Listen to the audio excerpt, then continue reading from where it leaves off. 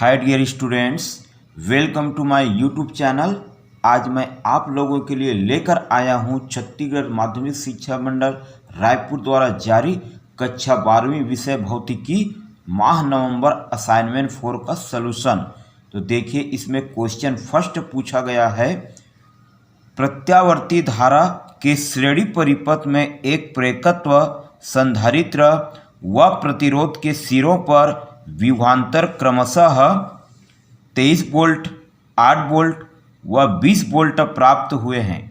ज्ञात कीजिए फर्स्ट परिणामी विभवांतर, सेकेंड परिणामी विभवांतर तथा परिपथ धारा के बीच कलांतर, थर्ड प्रतिबाधा, फोर्थ परिपथ के लिए ओमेगा टी के साथ V एवं I में परिवर्तन दर्शाने वाला ग्राफ जहां धारिता प्रतिघात XC बड़ा है, प्रेरकत्व प्रतिघात XLC।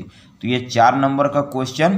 तो देखिए, इसका सलूशन आपको स्क्रीन में नज़र आ रहा होगा। तो यहाँ पर श्रेणी LC परिपथ का परिणामी विभवांतर का फार्मूला होता है V = √VR² प्लस ब्रैकेट में VL माइनस VC का होल स्क्वायर।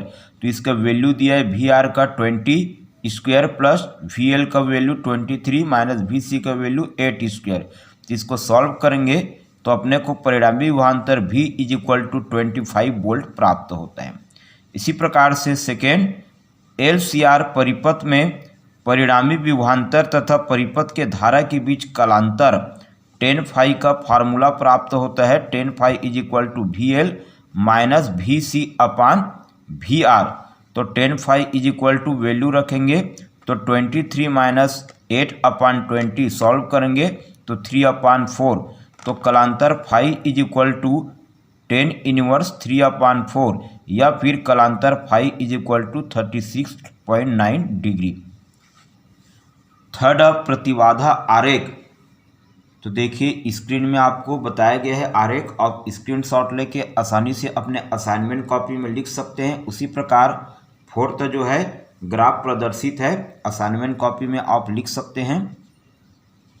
क्वेश्चन सेकेंड पूछा गया है, स्नेल का नियम लिखिए। पीले प्रकाश के लिए प्रिज्म के पदार्थ का अपवर्तनांक √2 तथा प्रिज्म कोण 60 डिग्री है। न्यूनतम विचलन की स्थिति में ज्ञात कीजिए फर्स्ट न्यूनतम विचलन कोण, सेकेंड आपतन कोण, थर्ड अपवर्तन कोण। तो देखिए, यहाँ पर स्नेल का नियम होता है, किसी भी दो माध्यमों के लिए आपतन कोण की ज्या और अपवर्तन कोण की ज्या एक निश्चित अनुपात में होता है, जिसे पहले माध्यम के सापेक्ष दूसरे माध्यम का अपवर्तनांक कहा जाता है, अर्थात μ = sin I upon sin R।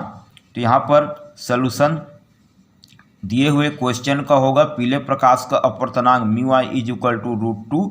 यहाँ पर प्रिज्म का कोण A न्यूनतम विचलन कोण, डेल M I और R निकालना है। प्रिज्म का कोण A दिया है 60 डिग्री। तो हमारे पास फार्मूला होता है μ = sin A plus del M upon 2 upon sin A upon 2। तो दिए गए फार्मूला में वैल्यू को रखते जाना है और आगे सॉल्व करेंगे तो अपने को प्राप्त होगा = sin 60 plus del M upon 2 upon sin 30। तो देखिए, इसको सॉल्व करते जाएंगे तो अपने को लास्ट में न्यूनतम विचलन कोण डेल M = 30 डिग्री प्राप्त होता है।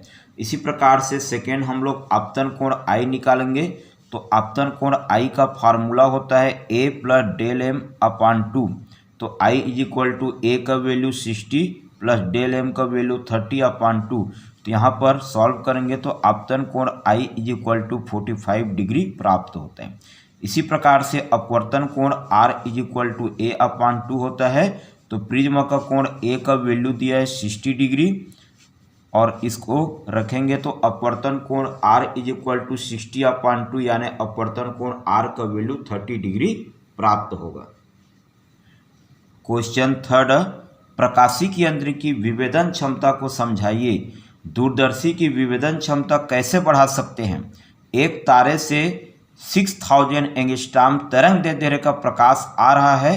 किसी दूरदर्शी की विभेदन की सीमा क्या होगी यदि उसके अभिदृश्यक का व्यास 240 सेंटीमीटर है? तो ये 4 नंबर का क्वेश्चन। तो प्रकाशिक यंत्र की विभेदन क्षमता होता है, किसी प्रकाशिक यंत्र द्वारा दो समीपवर्ती वस्तुओं के प्रतिबिंब को पृथक पृथक करने की क्षमता को प्रकाशीय केंद्र की विभेदन क्षमता कहते हैं।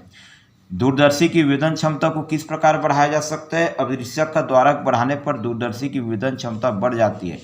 तो दिए गए न्यूमेरिकल क्वेश्चन में देखिए, तरंग दैर्ध्य lambda is equal to 6000 angstrom, metre में चेंज करेंगे 1 angstrom is equal to 10⁻10 metre, तो lambda is equal to 6 × 10⁻⁻7 metre. अभिदृश्यक का व्यास d is equal to 240 centimetre, metre में चेंज करेंगे तो 10⁻2 मीटर इसको चेंज करना है, तो d is equal to 24 × 10⁻1 metre. दूरदर्शी की विभेदन सीमा का फार्मूला होता है d theta is equal to 1.22 lambda upon capital D।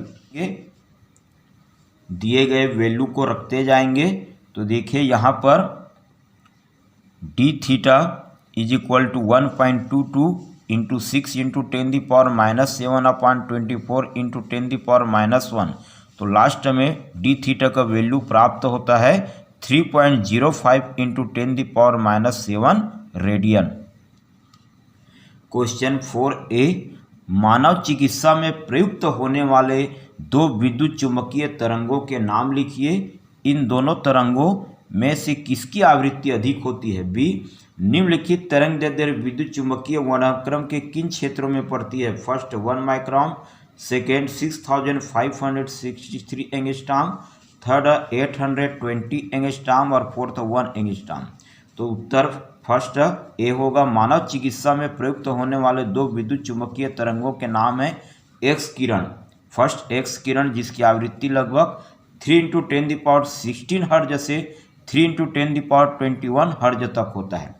Second है गामा किरण, इसकी आवृत्ति लगभग 3 × 10⁻18 हर्ज से 3 × 10⁻22 हर्ज तक होता है।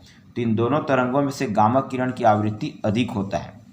अब यहाँ पर देखिए 1 माइक्रोन जो 10⁻6 मीटर होता है और यह अवरक्त क्षेत्र में आता है। सेकेंड 6563 एंगस्ट्रॉम, 4000 एंगस्ट्रॉम से 7000 एंगस्ट्रॉम तक यह दृश्य प्रकाश अर्थात लाल रंग के क्षेत्र में आता है। अतः 6563 एंगस्ट्रॉम दृश्य प्रकाश तरंग क्षेत्र में आएगा। थर्ड 820 एंगस्ट्रॉम, 6 एंगस्ट्रॉम से 4000 एंगस्ट्रॉम तक पराबैंगनी क्षेत्र में आता है। अतः 820 एंगस्ट्रॉम पराबैंगनी क्षेत्र में आएगा। फोर्थ 1 एंगस्ट्रॉम जो 10⁻10 मीटर के बराबर होता है। क्योंकि अपने को पता है कि 10⁻8 मीटर से 10⁻13 मीटर अर्थात 10⁻3 एंगस्ट्रॉम से 100 एंगस्ट्रॉम तक एस किरण क्षेत्र में आता है। अतः 1 एंगस्ट्रॉम एस किरण क्षेत्र में आएगा। क्वेश्चन 5, निम्न बिंदुओं के आधार पर ट्रांसफार्मर की व्याख्या कीजिए। फर्स्ट नामांकित रेखा चित्र 1 नंबर का, सेकेंड कार्य सिद्धांत 2 नंबर का और थर्ड परिणामन अनुपात का सूत्र। तो डियर स्टूडेंट देखिए आपको स्क्रीन में ट्रांसफार्मर दो प्रकार का होता है, अपचाई ट्रांसफार्मर और उच्चाई ट्रांसफार्मर। तो दोनों का नामांकित रेखा चित्र आपको स्क्रीन में दिखाया गया है। आप स्क्रीनशॉट लेके आसानी से अपने असाइनमेंट कॉपी में लिख सकते हैं। कार्य सिद्धांत, तो देखिए आपको स्क्रीन में ट्रांसफार्मर का कार्य सिद्धांत पूरा डेरिवेशन के साथ बताया गया है। तो डियर स्टूडेंट्स आप लोग स्क्रीनशॉट लेके आसानी से अपने असाइनमेंट कॉपी में लिख लीजिए।